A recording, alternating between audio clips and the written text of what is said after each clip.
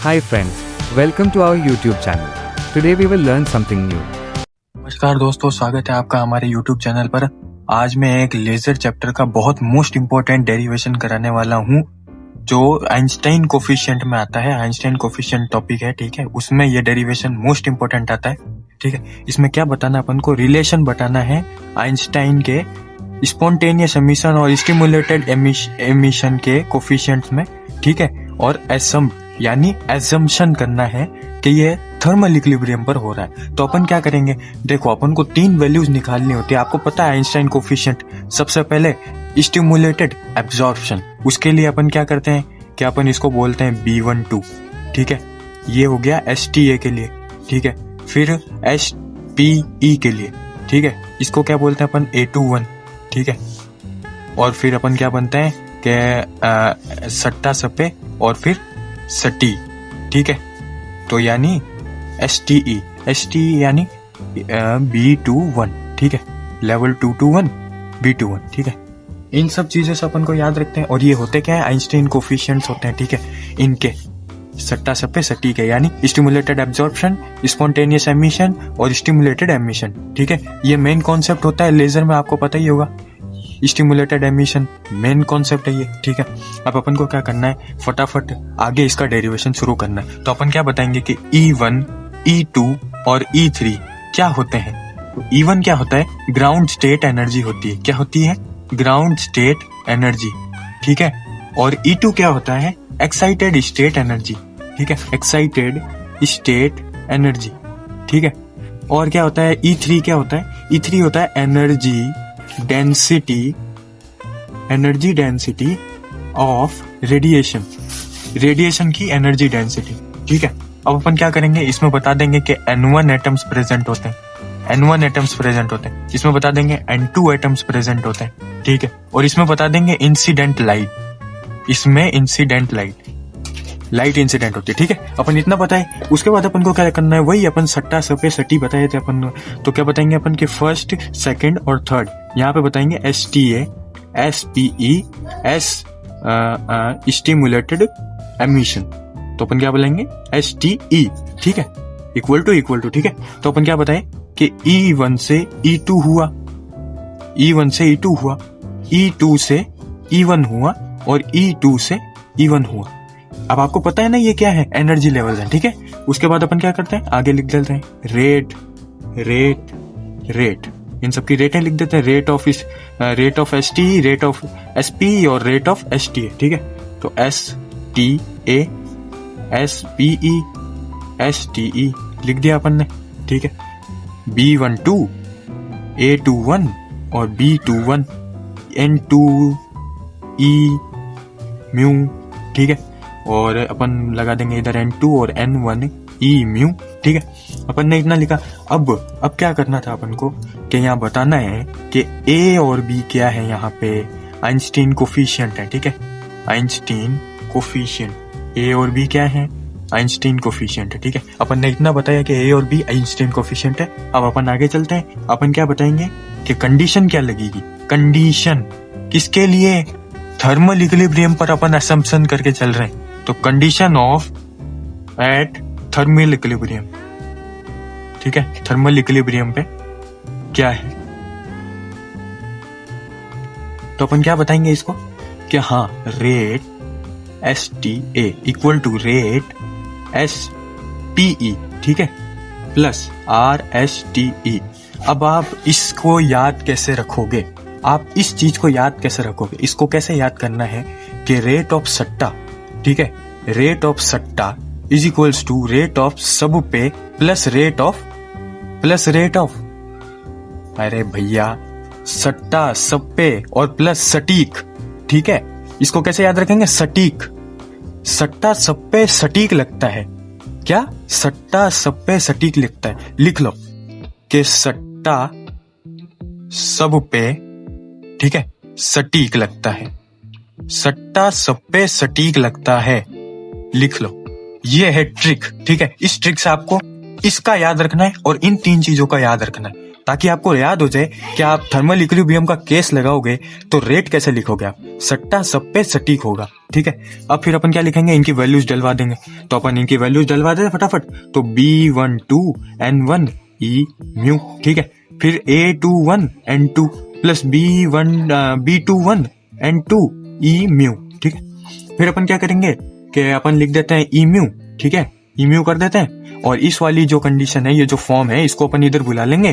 तो क्या हो जाएगा कि B12 N1 हो गया माइनस B21 N2 हो गया, ठीक है, इक्वल टू A21 N2 हो गया। ये इधर का इधर ही रहा। इसको अपन, ये जो फॉर्म थी ना, ये जो टर्म थी ना, अपन ने इधर बुला लिया, ठीक है।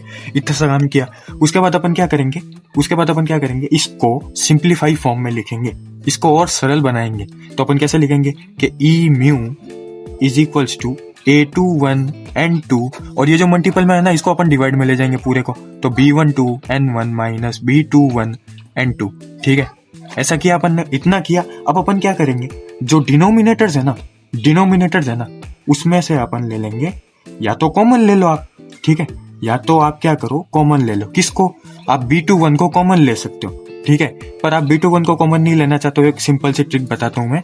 क्या करोगे आप, dividing the both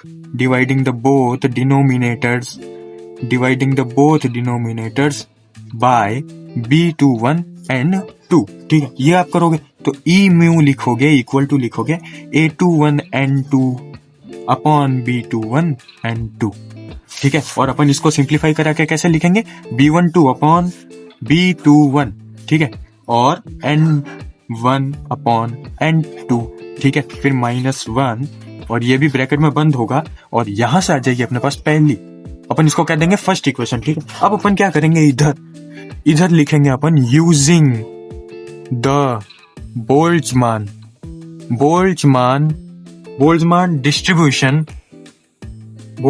distribution law, ठीक है। तो इधर से अपन क्या करेंगे, इधर लिखेंगे ऑन स्टैटिस्टिकल, ठीक है, यानी ग्राफिक्स के हिसाब से, ग्राफिकल मैकेनिक्स होती है ना, उसके हिसाब से। जो अपन क्या लिखेंगे, स्टैटिस्टिकल मैकेनिक्स, ठीक है। जो ग्राफिकल मैकेनिक्स होती है ना, उसके हिसाब से अपन को बोल्ट्जमान डिस्ट्रीब्यूशन का लॉ का इस्तेमाल करना है इसमें, ठीक है। तो अपन क्या लिखेंगे कि एटम्स रेशियो जो होगा, ठीक है, एटम्स रेशियो जो होगा वो टेम्परेचर T पर होगा। टेम्परेचर T मतलब क्या है, यहाँ पे टेम्परेचर लिख दो, ठीक है, T मतलब टेम्परेचर। उसके बाद अपन क्या कहेंगे कि अपन N1 अपॉन N2 को इस फॉर्म में लाएंगे कि इसमें हमें E की पावर E2 माइनस E1, ठीक है, अपॉन KT। तो अब क्या हो जाएगा, EH म्यू अपॉन KT, ठीक है। अपन ने ये लिखा, तो अपने पास क्या होगा, यूजिंग सेकंड, यानी ये है सेकंड इक्वेशन, ठीक है। Using second putting in first वाले में डालेंगे अपन, सीधी सी बात है। तो क्या बोलेंगे कि e mu is equals to, ठीक है, A21 अपॉन B21 अपॉन, ठीक है, B12 अपॉन B21, ठीक है, और फिर EH म्यू अपॉन KT, ठीक है, -1, ठीक है। कुछ नहीं था, बस इतना सा चीज। और तीसरी इक्वेशन इसको कह देंगे। आपको यहां तक समझ में आया क्या, आप ये बताओ, क्या आपको यहां तक समझ में आया अच्छे से?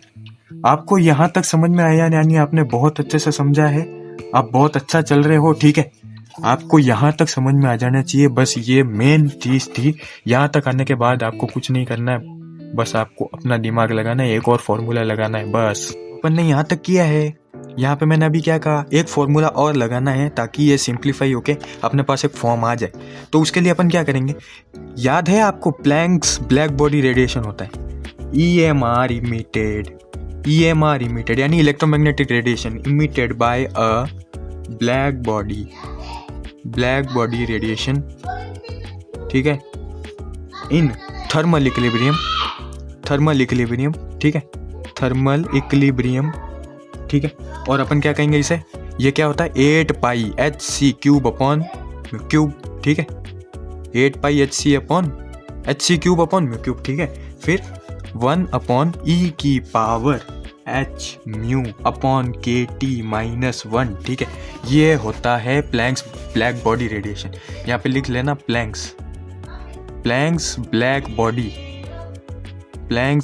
बॉडी रेडिएशन, ठीक है, ये लिख लेना। उसके बाद अपन चलते हैं क्या, इधर अपन ने लिखा है तो फोर्थ वाली इक्वेशन, इसको फोर देंगे फोर्थ वाली। इस फोर्थ वाली इक्वेशन को अपन कहाँ डालेंगे ये आपको पता होना चाहिए, पर उससे पहले अपन क्या करेंगे, इक्वेशन थर्ड जो ये है और ये है इसका ही यूज लेना है, तभी लास्ट इक्वेशन है, लास्ट फॉर्म आएगी।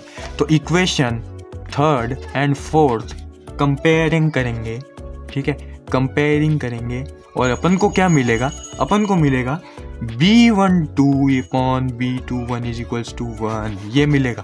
फिर इसके हिसाब से अपन क्या कह सकते हैं कि B12 है इक्वल B21 के, ठीक है, B12 जो है वो B21 के इक्वल है, ठीक है। फिर अपन क्या कहेंगे कि फाइनल रेशियो निकालेंगे। तो फाइनल रेशियो कैसे निकालेंगे, उससे पहले मैं एक चीज़ आपको बता देता हूँ कि इसका मतलब क्या हुआ। इसका मतलब ये हुआ कि एब्जॉर्प्शन, जो स्टिमुलेटेड एब्जॉर्प्शन है और स्टिमुलेटेड एमिशन, ठीक है, स्टिमुलेटेड एब्जॉर्प्शन और स्टिमुलेटेड एमिशन, उसकी प्रोबेबिलिटी एक ही है, ठीक है, उसकी प्रोबेबिलिटी एक ही है, प्रायिकता एक ही है, प्रायिकता मतलब प्रोबेबिलिटी एक ही है। तो फाइनल रेशियो मैं क्या बताऊंगा इसका, कि फाइनल रेशियो जब अपन इसको सबको कंपेयर करवा के लाएंगे तो अपने पास फाइनल रेशियो क्या निकलेगा, A2 upon B21 equal to 8 पाई, ठीक है, 8 पाई H mu cube upon C cube, ठीक है। ये अपने पास लास्ट आंसर निकलेगा, ये अपने पास लास्ट आंसर निकलेगा। और फाइनल, इससे भी और ज़्यादा फाइनल में अपन जाएं तो इसको और फाइनल में लिखा जाए, फाइनलाइज किया जाए, फाइनलाइज, ठीक है। तो अपन क्या करेंगे फाइनलाइज करने के लिए, A21 upon B21 proportional V cube, ठीक है, प्रोपोर्शनलिटी कांस्टेंट लगा देंगे, V क्यूब लिख देंगे, प्रोपोर्शनलिटी कांस्टेंट नहीं लगाया, प्रोपोर्शनलिटी लगा दिया, प्रोपोर्शनल कर दिया तो V क्यूब लिख दिया। ये हमारा लास्ट फाइनलाइज्ड आंसर है। तो आप आज की वीडियो कैसी लगी कमेंट में ज़रूर बताना, ठीक है, और सब्सक्राइब कर देना चैनल को और वीडियो को लाइक ज़रूर कर देना। सबसे मेन इंपॉर्टेंट बात अभी मैं लास्ट में बता देता हूँ कि इसमें चीज़ क्या थी, ये मेन चीज़ थी इसमें, सट्टा सब पे सटीक लगता है, सट्टा सब पे सटीक लगेगा, सट्टा सब पे सटीक लगेगा या सट्टा सब पे सटीक लगता है, ठीक है, ठीक है। तो उससे अपन को ये रेटों की ध्यान रखनी, ठीक है। तो आज की वीडियो के लिए धन्यवाद, बस bye bye, see you, tata. Thank you, friends. You have supported a lot. In a few days, you will get a placement material PDF.